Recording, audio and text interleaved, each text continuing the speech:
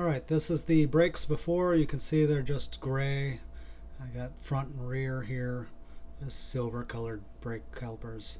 The first thing I do is I break the lug nuts loose before I jack the car up, because you can't break them loose while it's up in the air, not safely anyways. Found a nice spot in the back, in the middle of the back, to jack it up from.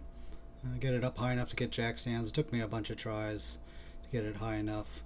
Now the tires are finally up in the air, so I bring the jack around, and it turns out I can't get the jack in from the front, so I bring it in from the side, and I was able to get the cross member there nicely. Once I got the front end up, the back end was too low, so I had to redo the back end. Now I can take the tires off. The lug nuts are all finger tight at this point. Here's the calipers before, without the rim in the way. I'm using this old can of caliper paint. It's put on with a brush. The nice thing about the brush is you don't have to mask anything off. You just put it on nice and gently, slowly, take your time. Obviously this is time lapse. This took me probably half an hour a caliper. I took a lot of time. I did 2 or 3 coats, but I only recorded the first coat on each caliper. It pretty much was done after the first coat. There it is when it's done. I think this was after our first coat.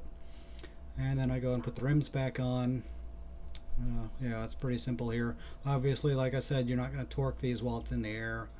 So you just get them on, get the lug nuts snug down finger tight, or bottom them out. But don't try and torque it while it's in the air. You're just going to knock the car off the jack stand. Here's the finished product. Even got some polish on the tires, and there's the calipers. Turned out great.